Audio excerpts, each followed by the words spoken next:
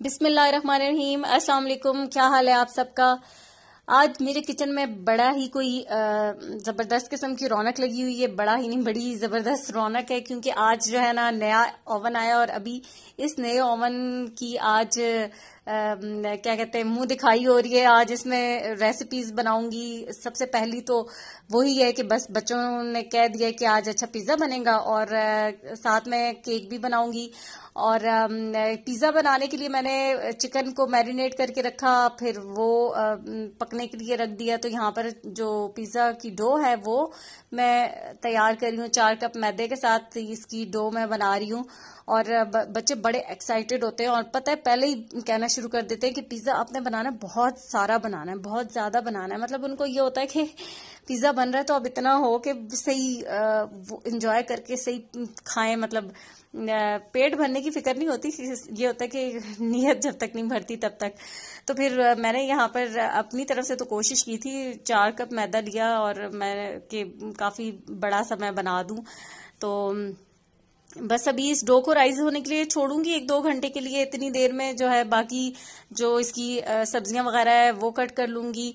और ओवन जो है वो बड़ा ही कोई जबरदस्त किस्म का माशाल्लाह से है देखने में भी, और वर्किंग भी जो इसकी है ना बहुत अच्छी है। और बड़े साइज का मैंने लिया है तो इसलिए उस पे भी फर्क पड़ता है कि उसकी कैपेसिटी कितने वॉट का है वो सारा कुछ। तो उस पे भी मैं एक डिटेल इसका वीडियो बनाऊंगी कि आप इलेक्ट्रिक ओवन पे किस रैक पे रख के उसको बेक करें, कहाँ पे। मैंने आज खुद से ये एक्सपेरिमेंट करना था, चेक करना था।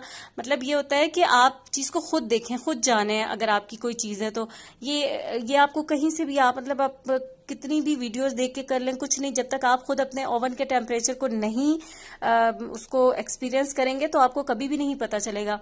तो अभी सबसे पहले फिर मैंने सोचा कि एक छोटा सा मैं टी केक भी बना लेती हूँ। इसको चेक कर लेती हूँ। 2 अंडे डाले मैंने, 1/2 कप चीनी डाली, 1 टीस्पून इसमें वनीला एसेंस डाला। इसको हैंड बीटर से ही सिंपली बीट करना है कि बस ये चीनी जो है ना ये गल जाए। तो ये इसमें मैंने डाला है कुकिंग ऑयल। कुकिंग ऑयल मैंने कितना डाला है पता नहीं, 1/4 कप है शायद, ये अब मुझे ऐसे याद नहीं आ रहा। और इसमें मैंने 1 कप में से 3 टेबल स्पून आप मैदे के निकाल लें, तो बस इतना मैदा डाला है।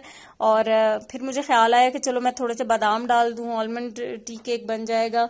ये कि इसमें बादाम का एसेंस नहीं डाला, वैसे उस एसेंस का कोई फायदा भी नहीं होता, इतना कोई उसका फ्लेवर नहीं आता। तो मैंने ये वनीला एसेंस ही डाला है। बस इसको इसी से हैंड बीटर से मैं मिक्स कर रही हूँ अच्छा सा। फिर मोल्ड ले लूंगी, उसको ग्रीस कर लूंगी और इसको फिर ओवन में बेक करूंगी। अच्छा ये डाल रही हूँ मैं 1 टीस्पून बेकिंग पाउडर। अच्छा मैं चूंकि चेक करना चाह रही थी और मैं देख रही थी कि मैं इसको किस रैक पे रख के बेक करूं, वो मैं खुद से, तो इसलिए फिर मैंने इसको लोअर पे रख के बेक किया था। और मैं आगे चल के आपको बताऊंगी कि केक कैसा मेरा बना था और क्या केक जल गया था या नहीं जला था, वो भी मैं आपको पूरा ऑनेस्ट अब ये सारा कुछ मैं आपके सामने कर रही हूँ और आपके सामने ही बताऊंगी। और इसमें मैंने बादाम डाल दिए, थोड़े से छोड़ दिए, वो मैं इसके ऊपर डाल दूंगी। और ये सारा जो है ना बैटर इसके अंदर डाल दूंगी। मोल्ड मेरे पास छोटा है, ये वाला जो नॉर्मल टी केक का बस उतना है। तो अभी मैं सोच रही थी कि इससे मुझे थोड़े से बड़े 1-2 इस तरह के मैं लूंगी। तो फिलहाल तो मैंने चेक करना था कि अगर खराब भी हो जाता है, खराब मीन्स कि अगर जल जाता है या कुछ भी, तो थोड़ा नुकसान हो, ज्यादा ना हो। तो इसलिए मैंने ये छोटे वाले में बेक किया है। और ये जो बादाम है बस इसके ऊपर ही डाल के तो फिर इसको मैं रख दूंगी। और ओवन को मैंने प्री हीट किया 10 मिनट के लिए, ठीक है। उसके बाद जो है इसको मैं फिर 40 मिनट पे लगा दिया और टेम्परेचर जो था 180 डिग्री पे मैंने किया। और ये इसकी इलेक्ट्रिक ओवन की ये एक बहुत ही अच्छी बात है कि इसमें आपको जब आप सेट कर लेते हैं टाइम, तो फिर आपको ये टेंशन नहीं होती कि अब बार बार देखना है। मतलब गैस के ओवन में मुझे ये होता था कि जब मैं टाइम उसका ये नोट करती थी और मैं बच्चों को बार बार कहती थी कि मुझे बताना है 40 मिनट्स जब हो गए, मैं भूल ना जाऊं, ये तो यही कुछ लगा रहता था। अब ये है कि ये खुद ही फिर इसका हो जाता है, वो इशू नहीं होता कि आपको बार बार जो है ना बीच में देखना पड़े या टाइम का ध्यान रखना पड़े। तो ये एक बड़े मजे की चीज मुझे लगी। तो यहाँ देखे मैंने रख दिया और लोअर उस पे रैक पे मैंने रखा है। वैसे अमूमन मिड वाले पे रखें तो अच्छा रहता है कि मतलब आपका जो है ना बर्निंग के चांसेस बिल्कुल नहीं होते, लेकिन मैंने लोअर पे रखा है। और तब भी मैं अभी आपको बताती हूँ कि केक आपके सामने ही बेक हुआ है पूरा कंप्लीट, और कैसा हुआ है कि वो अभी बस ये हो गया है। ठंडा होने के बाद इसको मैंने निकाला है और ये देखें माशाल्लाह से ये बिल्कुल सही परफेक्ट केक बेक हुआ है। कहीं से ये बर्न नहीं हुआ, कुछ भी नहीं हुआ, और सॉफ्ट जैसे होता है, जैसे मैं बनाती हूँ वैसा ही केक बना है।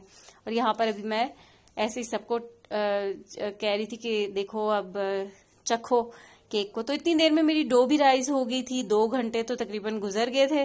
तो अब बारी आती है पिज्जा बनाने की। वो भी ये दोनों चीजें मैंने साथ ही चेक करनी थी कि बस बना के चेक करती हूँ। अच्छा, बेकिंग एक ऐसा काम है ना, जब आप करने लग जाए ना तो आपको उसमें बड़ा मजा आता है, फिर दिल करता है कि बेक करते रहें। और यहाँ पर ये पिज्जा जो है ना मैं इसी ट्रे में ही लगाऊंगी, 2 छोटी छोटी में करने के बजाय मैं इसी में रखूंगी, क्योंकि फिर वही बात है कि बिजली का ओवन है, बिजली बड़ी महंगी है। और अब तो आजकल गर्मियां, और आपको पता है ये जो मिड नहीं, इवनिंग में जब हम काम करते हैं 7-8 पीक आवर्स होते हैं, उस वक्त तो डबल जो है ना वो चल रहे होते हैं। तो इसलिए मैंने सोचा मैं अभी थोड़ा सा ना इसी में करती हूँ, क्योंकि अब तो बेकिंग करनी ही है, तो थोड़ा सा एहतियात से बंदा कर ले तो अच्छी बात है। तो यहाँ पर मैंने इस ट्रे में पहले उसको ग्रीस कर लिया, खुश्क मैदा लगा लिया, और फिर अब ये जो है इसके ऊपर ये सारी डो जो है बेल के मैंने लगा ली। हाथ से भी कर सकते हैं, लेकिन बेलने से एक ये फायदा होता है कि सारी इवन हो जाती है, कहीं से बहुत थिन क्रस्ट नहीं होगा आपका, कहीं से ज्यादा थिक नहीं होगा। तो इसलिए थोड़ा इसको पहले इसकी मैंने उसको बेल लिया था। और यहाँ पर बस ये लगाने के बाद पिज्जा सॉस मैंने बना ली थी। अब तो ये जार में डाल के रखी है, ठंडी हो गई थी। और अपने घर की बनी हुई पिज्जा सॉस इस्तेमाल करें, बहुत मजेदार बनती है। मेरे चैनल पे रेसिपी भी मौजूद है, और ये मैं हमेशा खुद पिज्जा सॉस मैं घर में ही बनाती हूँ। और अभी भी मैंने ज्यादा इसलिए बना के रखी है कि रमजान में बहुत कन्वीनियंट होता है, बहुत सारी चीजें बनती हैं।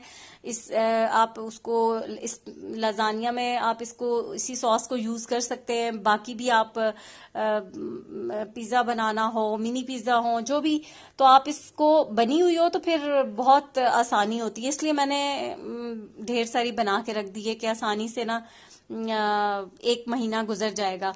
और बस ये वेजिटेबल्स कट करके, प्याज, शिमला मिर्च, टमाटर का पल्प निकाल के कट कर लिए थे।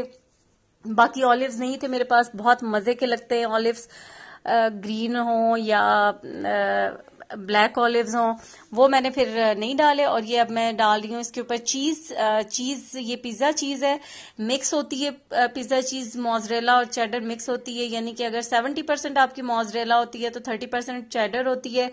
तो ये जो है श्रेडेड चीज है, मैं इसके ऊपर डाल रही हूँ। इतनी सारी मैंने डाली थी और ऐसे लग रहा था कि बस बिल्कुल कम ही है, ये इतने मोटे मोटे इसके चंक्स थे। अच्छा, इसके बाद भी मैंने जब इसको ओवन में रखा तो फिर मैंने और भी डाली, मुझे कम लग रही थी तो फिर मैंने और डाली। लेकिन वही बात कि जितनी डालो उतनी कम लग रही थी, फिर मैंने कहा बस कर दूं। अब अभी मैंने और भी बहुत सारी चीजें बनानी है। तो यहाँ पर ये देखें मजेदार सा पिज्जा बेक हो गया है 15 मिनट्स में। इसका टेम्परेचर मैंने 200 शायद रखा है, हाँ जी। तो पिज्जा भी बेक हो गया, केक भी बन गया, और अल्हम्दुलिल्लाह फर्स्ट में ही, मतलब ट्राई में, आज मैंने इसको फर्स्ट ट्राई किया। मुझे बिल्कुल 100% जो है ना वो सेटिस्फेक्शन थी, और सारी चीजें बहुत अच्छी बनी हैं। और बस अब वीडियो हो रही है खत्म, अब पी रही हूँ कहवा, और ये मेरी फेवरेट पान पसंद टॉफी के साथ। तो आपसे भी चाहूंगी इजाजत, दुआओं में याद रखिएगा। अगर वीडियो पसंद आए तो लाइक जरूर कर दिया करें, ठीक है। ओके, अल्लाह हाफिज।